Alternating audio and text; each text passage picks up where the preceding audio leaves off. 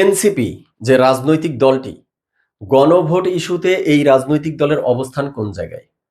গণভোটের হ্যাঁ এর পক্ষে আছে এনসিপি, না গণভোটের না এর পক্ষে আছে এনসিপি? দর্শক শ্রোতা, আমরা জানি আগামীর নির্বাচনকে কেন্দ্র করে এখন দেশের রাজনৈতিক অঙ্গন বা সর্বত্রই আলোচনার শীর্ষে রয়েছে গণভোট ইস্যু।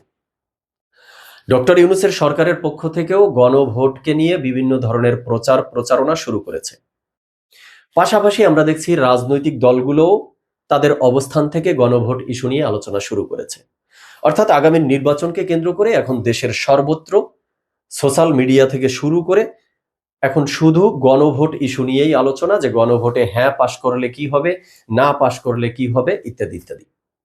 তো ঠিক এই মুহূর্তে এসে একটা সংবাদ দেখে আমি রীতিমতো একটু থমকে দাঁড়িয়েছি। সংবাদটা হলো এনসিপি গণভোটের হ্যাঁ এর পক্ষে প্রচারণা শুরু করছে। তো এটা দেখে আমি থমকে দাঁড়িয়েছি এই জন্য যে এনসিপির এই দলটি গঠন করার তো 1 বছরের মতো সময় হলো, 1 বছর পার হয়ে কিছু বেশিও হতে পারে। তো এই সময়ে এনসিপির প্রিভিয়াস হিস্ট্রি যা বলে, এনসিপি প্রিভিয়াস যে অবস্থান বা স্ট্যান্ড তারা তো গণভোটের হ্যাঁ এর পক্ষের শক্তি না। যদি তারা তাদের অবস্থান থেকে সরে না যায়, অবস্থানের পরিবর্তন না করে, ততক্ষণ পর্যন্ত তারা গণভোটের হ্যাঁ এর পক্ষে সমর্থন জানানো মানেই হলো ডিরেক্ট দ্বিচারিতা করা। এই এনসিপি এরা নিজেদেরকে কি অতিরিক্ত পণ্ডিত ভাবে, মানে পণ্ডিত শিয়াল, ধূর্ত শিয়ালের মতো ভাবে, না জনগণকে বলদ ভাবে, কোনটা? দর্শক শ্রোতা, আজকে এই বিষয় নিয়েই কথা বলবো। শুরুতে চলুন তথ্যচিত্রের মাধ্যমে একটু দেখার চেষ্টা করি। সংবাদে দেখলাম গণভোট হ্যাঁ এর পক্ষে প্রচার চালাতে 270 আসনে প্রতিনিধি বা অ্যাম্বাসেডর নিয়োগ দিবে এনসিপি। এছাড়া সংবাদে দেখেছি গণভোটে হ্যাঁ জয়যুক্ত করতে রাজধানীতে ভ্রাম্যমাণ ভ্যান নামাচ্ছে এনসিপি। এরপরে দেখলাম গণভোটে হ্যাঁ এর পক্ষে অবস্থান নিতে হবে, এটি বলেছে হাসনাত আব্দুল্লাহ। আর আমি বলছি এনসিপি তাদের অবস্থান থেকে আনুষ্ঠানিকভাবে সরে না দাঁড়ানোর আগ পর্যন্ত বা তাদের অবস্থানের পরিবর্তন করার আগ পর্যন্ত গণভোটের হ্যাঁ এর পক্ষে তারা দাঁড়াতেই পারে না। দর্শক শ্রোতা, এবার আসুন ডিরেক্ট মূল আলোচনায় চলে যাই, হিট দ্য পয়েন্টে। Hit the point number 1। আমি কেন বলছি যে এনসিপি দ্বিচারিতা করছে গণভোটের হ্যাঁ এর পক্ষে দাঁড়িয়ে? আচ্ছা, গণভোটটা কি? গণভোট এর আয়োজন কেন করা হচ্ছে? গণভোটের আয়োজন করা হচ্ছে জুলাই সনদ বাস্তবায়ন করার জন্য, রাইট? নিশ্চয়ই মনে আছে কিছুদিন আগে জুলাই সনদের স্বাক্ষর অনুষ্ঠানে কেন্দ্র করে কি কি ঘটেছিল। সেই জুলাই সনদ সেটিতে কি স্বাক্ষর এনসিপি করেছিল? স্বাক্ষর তখনও করেনি, এবং সেই সময় বলা হয়েছিল যে যেই দল স্বাক্ষর করেনি তারা পরবর্তীতে করতে পারবে। আজ এই মুহূর্তে দাঁড়িয়ে যে আমি কথা বলছি, এখন পর্যন্ত আমার জানা মতে এনসিপি সেই জুলাই সনদে স্বাক্ষর করেনি। তার মানে কি সেই জুলাই সনদ তারা মানে না, বা সেই জুলাই সনদের পক্ষে তারা নাই? তাহলে এখন গণভোটের হ্যাঁ এর পক্ষে দাঁড়িয়ে তারা কি বোঝাতে চাচ্ছে? গণভোটের হ্যাঁ পাশ করলে তো সেই জুলাই সনদ কার্যকর হবে, যেই জুলাই সনদে এখন পর্যন্ত এনসিপি স্বাক্ষরই করেনি। কি দ্বিচারিতার প্রমাণ পেয়েছেন? বা তাদের এই ভণ্ডামি বা প্রতারণা, তাদের যে ধূর্ত শিয়ালের মতো পণ্ডিতগিরি করা, এটার প্রমাণ পেলেন তো?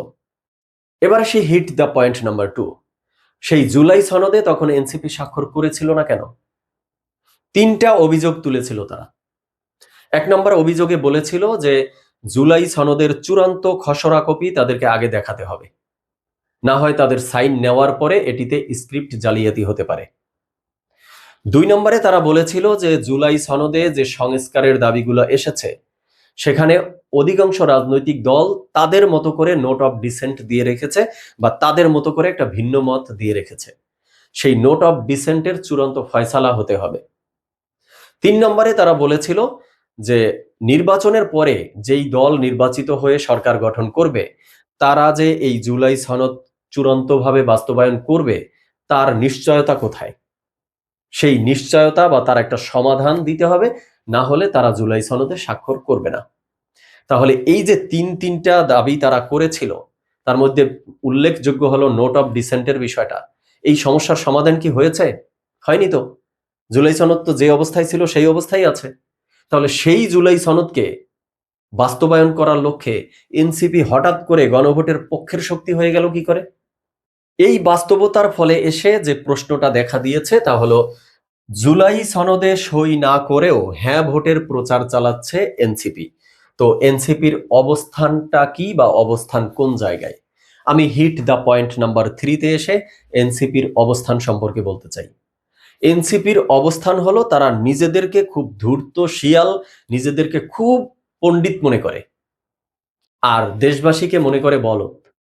দেশবাসী কিচ্ছু বুঝে না, সাধারণ জনগণ কিছু বুঝে না। তারা যা বুঝাইবে, তারা যা খাওয়াইবে, জনগণ তাই খাইবে। কারণ দেখুন, এই দলটি গঠন হলো 1 বছর বা তার চেয়ে কিছু বেশি সময়। এই গঠনের মধ্য দিয়ে এই সময়ে তাদের প্রিভিয়াস হিস্ট্রি কি প্রমাণ দিচ্ছে? তারা বেইমানি ছাড়া, পল্টিবাজি ছাড়া আর কি দিয়েছে? যখন যেখানে স্বার্থ পেয়েছে সেখানে পল্টি মেরেছে, যেখানে দুর্নীতির সুযোগ পেয়েছে দুর্নীতির মধ্যে গিয়ে নাক ডুবিয়ে দিয়েছে, যেখানে চাঁদাবাজির সুযোগ পেয়েছে গিয়ে চাঁদাবাজি করেছে, যেখানে মব সন্ত্রাসী করার সুযোগ পেয়েছে মব সন্ত্রাসী করেছে, যেখানে গিয়ে আইন প্রশাসনের উপরে হস্তক্ষেপ করার সুযোগ পেয়েছে সেখানে গিয়ে হস্তক্ষেপ করেছে।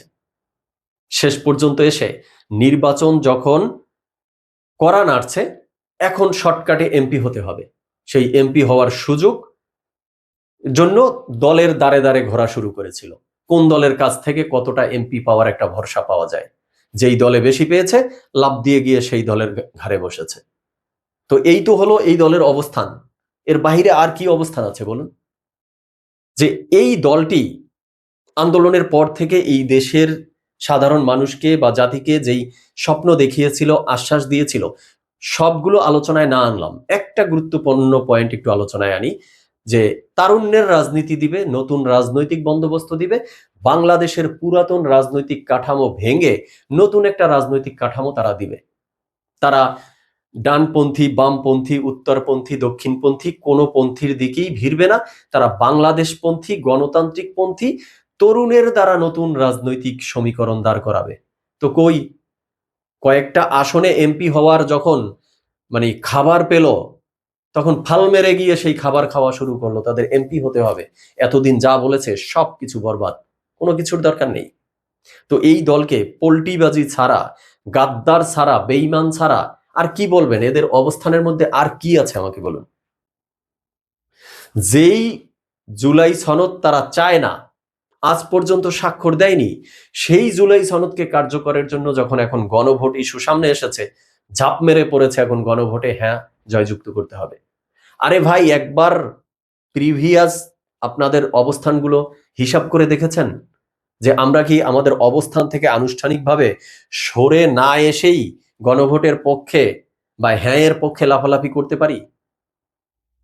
মানে এই যে গাঠনিক চিন্তাধারা, এই যে স্টেপ বাই স্টেপ সামনের দিকে এগোবে, সেই চিন্তাটুকু করার অবস্থানও তাদের নেই। তারা শুধু লাফাচ্ছে আর পল্টি মারছে, আর স্বার্থের পিছে দৌড়াচ্ছে, ক্ষমতার পিছে দৌড়াচ্ছে। তো তারপরেও যেহেতু সুযোগ আছে এখনো সেই জুলাই সনদে স্বাক্ষর করার, দেখা যাক টুডে অর টুমোরো স্বাক্ষর দিয়ে এই যে তাদের অবস্থান, সেই অবস্থানের কিছুটা পরিবর্তন তারা করে কিনা। তো শেষ পর্যন্ত দর্শক শ্রোতা যেটি বলবো, গণভোট যে ইস্যুটি সামনে আসছে, এটি বৃহৎ একটা কনসেপ্ট। হ্যাঁ পাশ করলে কি হবে, না পাশ করলে কি হবে, বা গণভোটে কতগুলো প্রশ্ন, সেই প্রশ্নগুলোর উত্তর সঠিকভাবে ভোটাররা আসলে দিতে পারবে কিনা, এই সামগ্রিক বিষয় নিয়ে কাল পরশু 2-1 দিনের মধ্যে আলাদা করে একটা আলোচনা করব। সেই আলোচনায় আপনাদের দেখার আমন্ত্রণ রইল। সবাই ভালো থাকবেন, সুস্থ থাকবেন, আপনাদের মতামত জানাবেন। ধন্যবাদ সবাইকে।